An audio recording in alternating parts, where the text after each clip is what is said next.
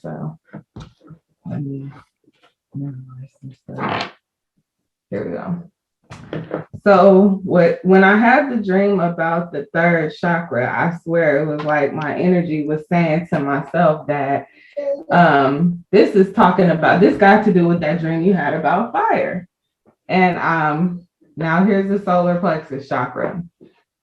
It's the third chakra, which is also known as the second brain, right? Because this chakra is extremely important.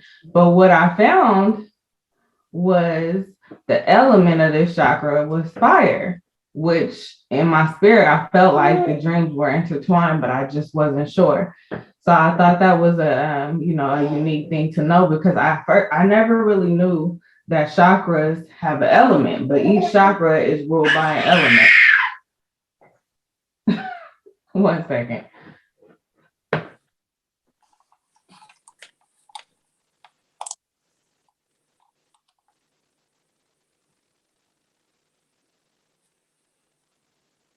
I'm trying.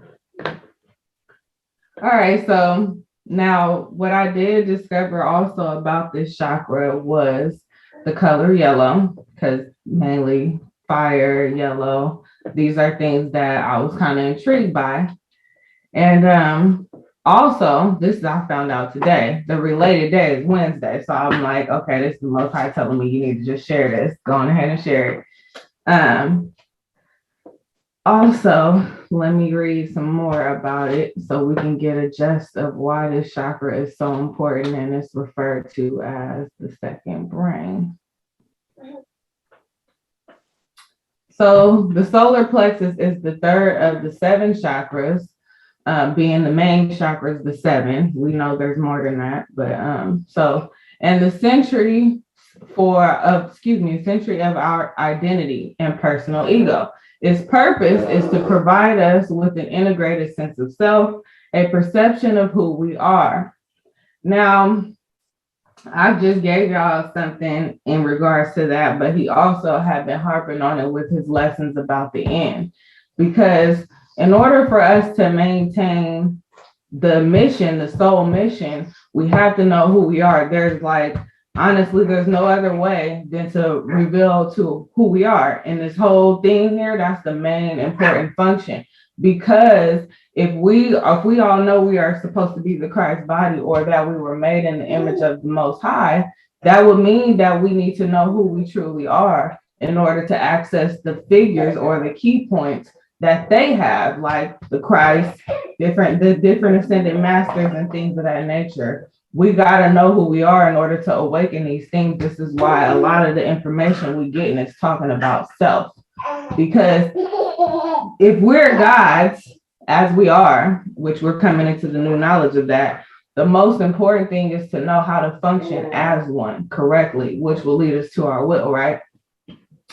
So while the first and second chakras can be mainly considered the storehouse of instincts and impulses and urges, seeking basic survival and pleasure, the third chakra serves as the willing center, which is meant to answer the question, who am I and what do I want?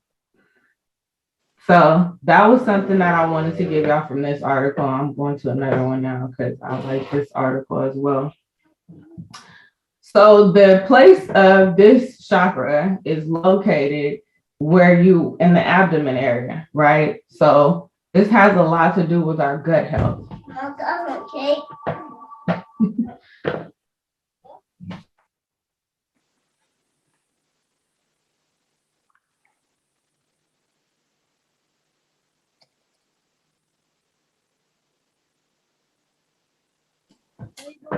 All right. So the gut is known as the second brain because it controls our mental and emotional state. So that's one thing, right? But what also stood out to me was this.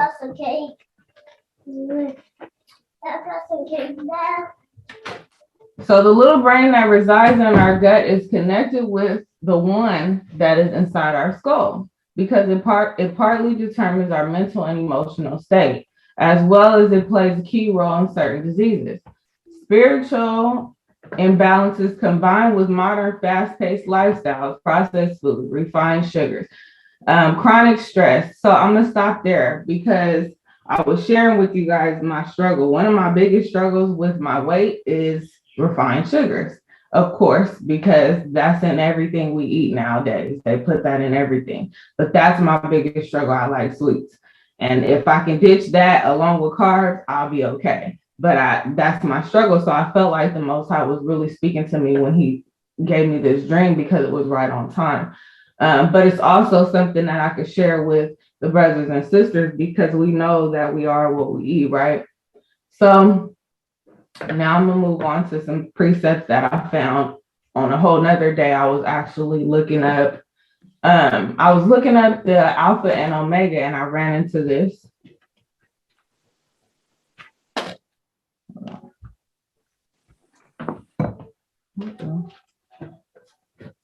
All right, the solar plexus. This chakra is our altar. This is your inner altar, right? So right here it says the altar of 1 Kings 18:30 represents the solar plexus, or the centralization of all the nervous energies and energy and body consciousness. So that's one definition that stood out to me. So this is telling us that we can make a physical altar, right? But your inner altar is found in this chakra, third chakra, the solar plexus. So here's another precept for y'all that I like to, that I wanted to read. So this is the definition of Ariel. Ariel is also an angel, by the way, but this was just me kind of digging on my own. So right here it says, the Ariel of Isaiah 29 and 1-7 refers to Jerusalem and suggests an interpretation according to the meaning given to the name altar. The altar is located in the body. The altar located in the body is the solar plexus, through which the soul connects with the outer or physical organism. Just above the solar plexus at the heart center, we can find the place that symbolizes Jerusalem. Now stop. We know we're moving away from the physical with who we are as Israel, Jerusalem, and all of these physical things. We hear the word Jerusalem often because it's referring to the heart, aka the heart chakra. Again, infinite. So I'm not just saying that that's exactly what it means and that's it, but this also resonates because we got to know when these scriptures are speaking to us, it's talking about the energy in our bodies that we need to actually access what I was reading about to come out of these dimensions. We in the third dimension. The fourth dimension is important, but there's even more dimensions beyond that. And I wanted to show last, I have one more precept that I just wanted to show real quick that I found interesting.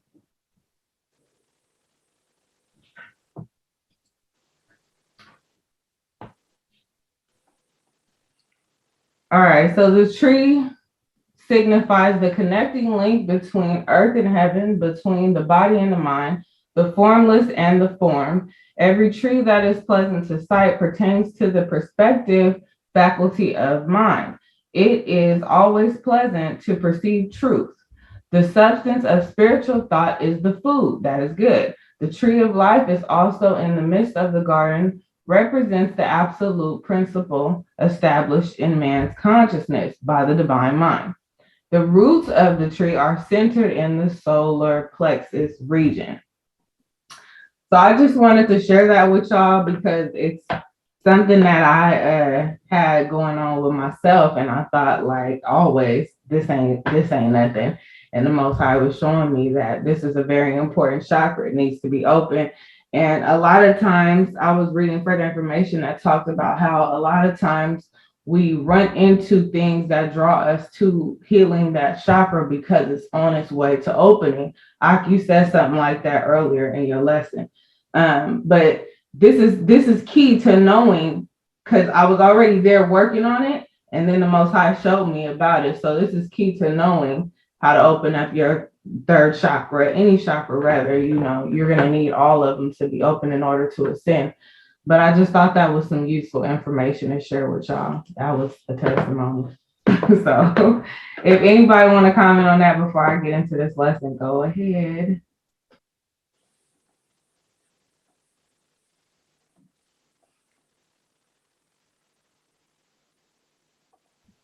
Well, all right. I'm gonna start with a video just because I like visual. And let me know if y'all can hear it. This is from the Eternals. This is a clip from the Eternals. I also did this for my dear sis Narci, who ain't got no patience to sit down and watch movies. So she could get this little clip right here. It may inspire her to watch the whole movie. If you haven't watched the Eternals, watch it. It's so deep. But yeah, I just want to share this part with y'all real quick.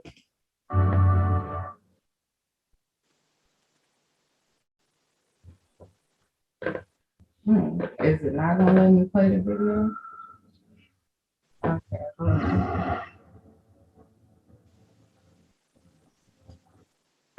See if I stop screen.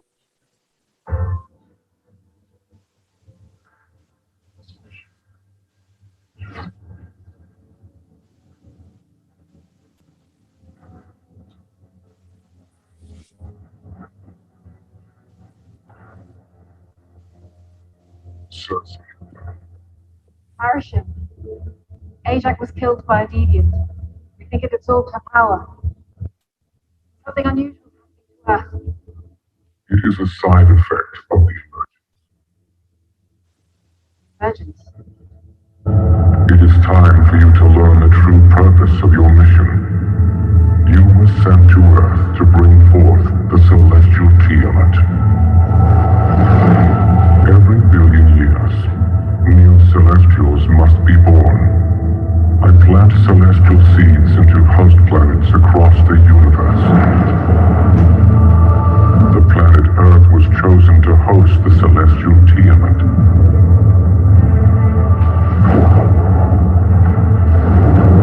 In order to grow, Tiamat needs vast amounts of energy from intelligent life. The deviants prevented this by consuming humans until the Eternals eliminated them. Now, the human population of this planet has reached the required amount. It is time for the emergence to begin.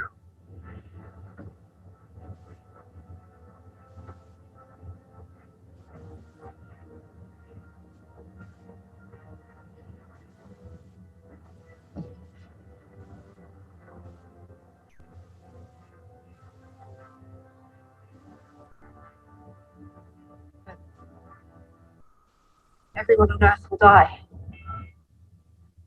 The end of one life, Cersei, is the beginning of another.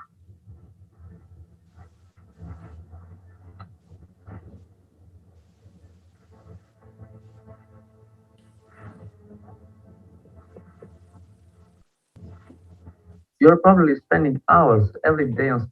All right. I wanted to give y'all more than that, so I'm gonna just let the audio play from the one that I had on the computer. Where is it?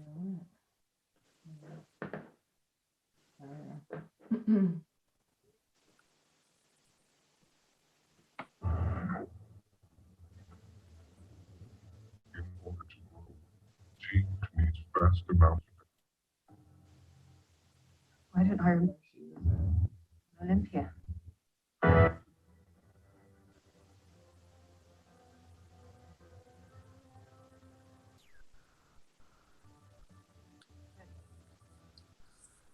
Everyone on Earth will die.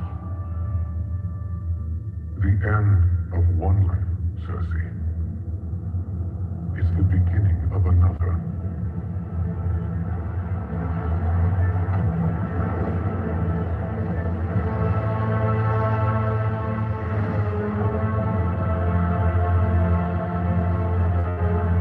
Our universe is a constant exchange of energy, an infinite cycle of creation and destruction. Celestials use energy gathered from host planets to create suns, generating gravity, heat, and light for new galaxies to form.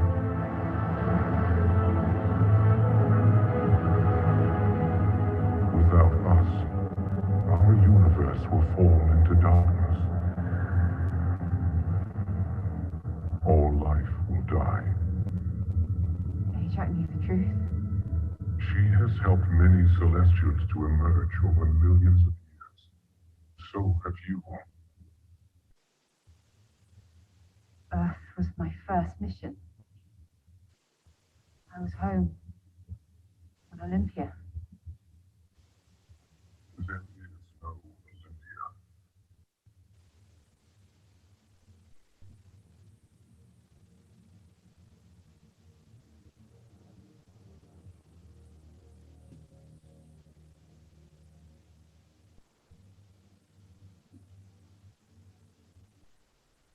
This is your true home, Cersei. The World Forge. It is here that I built and programmed the Eternals.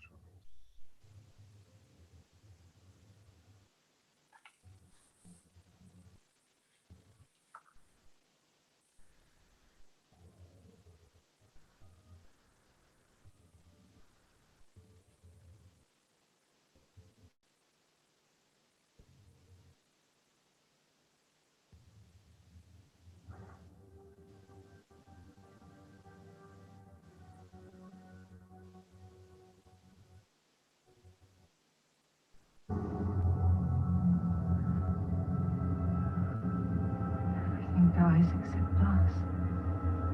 Because we are never alive. Why don't I remember any of this?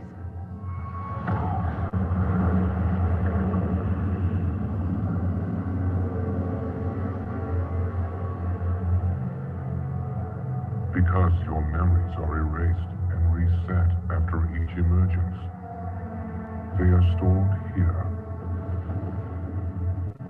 Why do you keep them?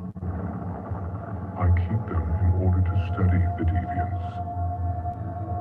I created the deviants, Cersei, for the same purpose I created you. Every celestial host planet has its own predators. I first sent the deviants to exterminate them, so intelligent life could grow.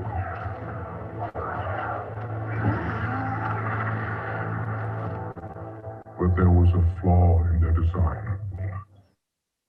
The evolved became predators themselves, and I lost control of them.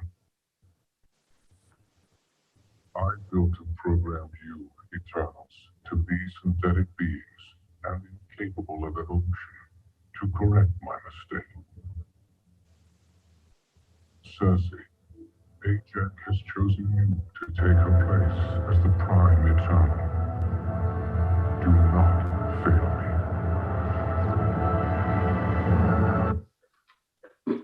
All right, I thought I was gonna be able to show y'all the actual movie clips, but I had to do what I could.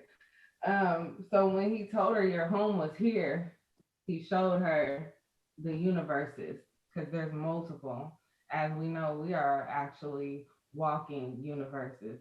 Each of ourselves we are our own universes. But when she asked about the memory and why she doesn't remember, he said he stores them here, and he also showed her a different section in space where the memory is stored, right? But this is deep because it's like we talk about all of these things on our lessons all the time because our main thing that we've been newly discovering is how exactly is this going to look, the end or the beginning, or is the end the beginning? Is there an end or a beginning? But as we just heard, once the bad is purged out, the good can live on. So this is more of a transformation than it is an end. But I'm going to read a little bit out of the Keys of Enoch. Pretty short lesson. I just really wanted to kind of give some meat to go along with what I was going to bring out. This is key 304, and I'm going to start at 51. So our planet is no different than any other form of life that must renew itself. It is like an energy molecule going through a renewal and being restored to a new existence. We must understand that the geomagnetic reversals and the changing of the electromagnetic density are necessary parts of the recycling of the human biochemical process as humanity passes into a new body of light. In all of these fundamental changes, however, we must understand that there is no fixed time scale. and the changes from the standpoint of a singular relativity. The time factor is determined by a sliding criteria of events on a galactic and planetary scale, matched with the spiritual activity of the sun, of a sun universe, directing the blueprint of casual fertility. So, in other words, we are working with the chain of command in order to make this time frame happen. There is no time, I know y'all probably heard the term, we define time, because we do. Because once the events unfold based on what we do, we turn time into no time. As we've been seeing lately, time is flying by like never before, because now the energy has shifted, which is causing the earth to pretty much fall into a rebirth cycle that we just read about.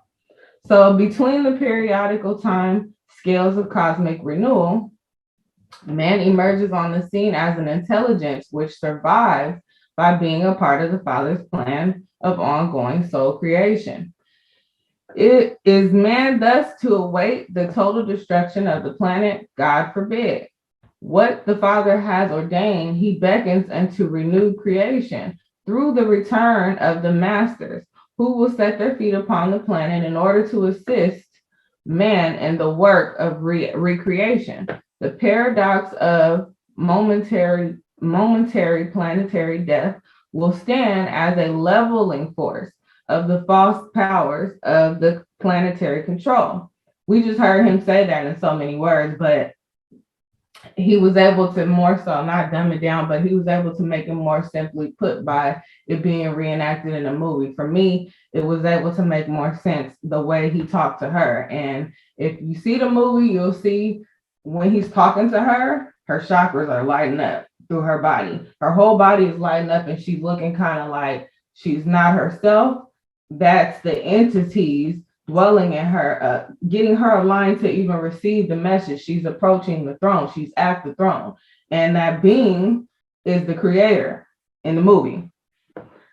So, where am I at? The paradox of momentary planetary death will stand as a leveling force of false powers of planetary control. The false powers, he talked about them, I forget what they called it. It was called something with a D. While the consciousness awakening of human and interdimensional intelligence will share the new day that will come upon them so quickly that death does not recognize that it has passed into life. This is how it's going to happen. This is how the sealed portion told us that those that are prepared will even avoid the second death. This is how it's going to happen, because we're going to pass so quickly on the higher dimensions that we're not even going to realize that we jumped from the death. Like it just said, it's a momentary planetary death that's happening. That's going to happen. But soon enough, we'll be in the new so fast that we won't even realize that it happened. All right.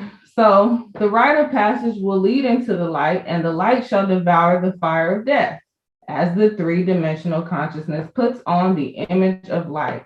Then it shall be written that the faithful who were like the three servants of Daniel put on the image of light while in the fiery furnace and were coded into light and salvation. So I'm going to stop right there because that's pretty much all I have, because I feel like that visual said a lot, and just re-explaining it through the keys and making it make sense by a visual, because a lot of these words and the way it's worded about certain things in the keys will have you confused, but really the higher intelligence is always with us, and our soul already knows this because this is not our first time. So we are just realigning ourselves with the plan of the Father by seeing it and hearing it and letting it speak to our soul, whether we read it or whether we watch it in a movie. The soul bears witness, not us. So truly, this is just a reminder for us. Hopefully this awakens some of us and gets our gears grinding, has us opening up to the new dimension. Because when I was sharing about the solar plexus, that is the chakra that sets you free. Once you get in tune with yourself, you feel free. As I've been saying, when we've been over here on this new side of things, I feel much freer because there is no limit that I'm putting on the Father to attune myself. So I feel the growth versus constantly going over the same things. I actually feel like I'm not intimidated by anything. I actually feel okay to dress a certain way or to do a certain thing without the pressure that I felt before coming into this whole Hebrew Israelite. We got to dress this way. We got to do this thing. We got to do that. We got to do this. When really the only thing we need to do is align ourselves with what we need to be doing here versus worrying about what we look like or what our skin is and all of these other things. We do need the skin that we're in, and we are in the skin for a reason, right? Because we know the original man was a melanated being, and this is why we are in melanin. Every single one of us on this call, whether it's half, a piece, or whatever, all of us have that dominating factor of melanin, and we reincarnated to this flesh again because of the time frame. We may have been other races in our past lives, we won't know, but right now we reincarnated to the original people yet again for this time, because we're going to need to be in these bodies for this time, for what's going to happen, what's actually happening right now. So all praises, y'all. That's all I got.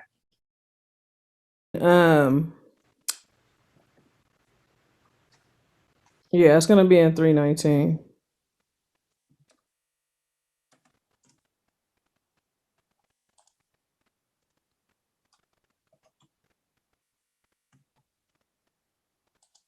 See, what sis is talking about the third chakra that she actually just went over is in this same chapter, but it's gonna be under number 43.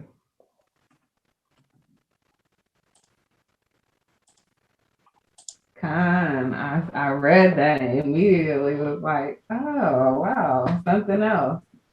But I'm gonna go down a little bit further. I'm gonna go down a little bit further for my little two little birds. Okay, so I don't want to have to read like line for line, but I just want to give you like the meat of it.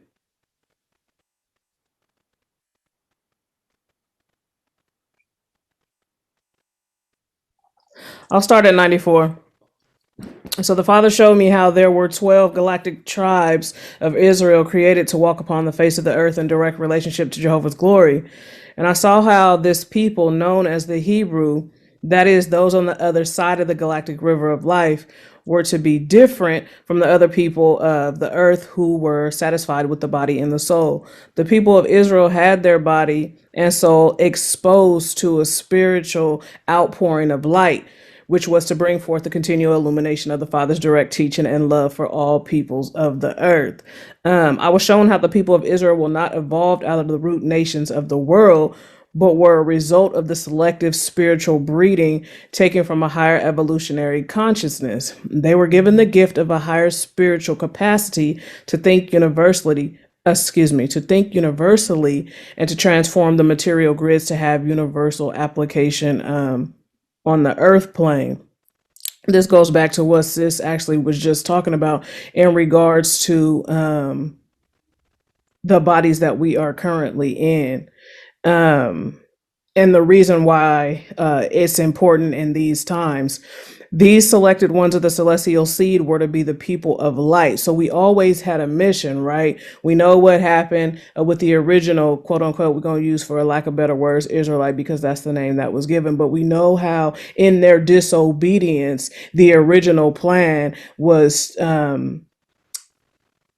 they didn't fulfill it, right? Because they were hard-headed, they were stubborn, they were puffed up, they were thinking, let's put it in our language, like we got next or whatever, these people can't participate, those people, and that's the reason why things change. But I love this particular portion of this chapter because it explains not only the importance of why, it also explains who. I'm sorry, that was backwards. Not only explains who, but also explains why. And it says, as the spiritual Israel was an instrument used to infuse the nations of the world with the light vibrations, which could raise their consciousness to a living and reigning Godhead of Yahweh. However, when the keys to God's world brought the good news of salvation and deliverance, many of the Israels themselves did not show humility. This is part of the problem before the word of God. Instead, they began to show a self-independence. And I know when we first came into quote unquote the truth, right? It kind of almost seemed like it was so super strict. Like sis just got through saying, you can't wear this, you can't do that, you can't do that. So I think a lot of us were challenged in the sense of what exactly is our placement? What are we supposed to or not supposed to be doing? And I know how that may have poured into some of our relationships and kind of just understanding like who we are in our relationship now that we have all these quote unquote responsibilities and or obligations, duties, etc. So now, now that we are where we are now in regards to spirituality and just understanding that everything is not so damn literal, everything is not so literal, and it's not about what you this or what you that or who you this or who is that. It's definitely self perfection, right? There's not to be perfect, but just perfecting who we are on this journey and the reason why we are on this journey, as opposed to all the outer things, all the outer that were placed upon us of importance when we came into the truth, or whatever the case may be. I definitely encourage you guys to read this entire chapter, because like I said, those were just a couple of things that I saw there that I thought was really important. But the rest of this chapter goes into a lot of good stuff. Especially right here where it says, no longer would one ethnic or religious group claim to have all the tribes, claim to represent all 12 tribes of Israel. No longer would the blood of the physical body be seen as the one vehicle for the light of the Father's plan. Man now has to harmonize his physical body with the higher body of light in order to resolve the contradictions of the many levels of reality. For the true people of Israel incarnate into all peoples, not just light, dark, orange, purple, into all peoples, right? So that they can gather the sparks of the righteous of all people, exemplify the word of the living God, irrespective of the chemical shell that holds their consciousness. I thought that was super important, especially when it comes to who this word is for, and just kind to going back to a lot of the earlier arguments about, oh no, it's only for this particular set. This was kind of liberating in a sense, because there is no, like sis said, there is no boundaries. We cannot limit him when we cannot limit who his word was originally designed for. So I thought that was like confirmation. And so, yeah, that's all I really wanted to share. Go ahead and read the rest of this chapter. Go ahead and get you some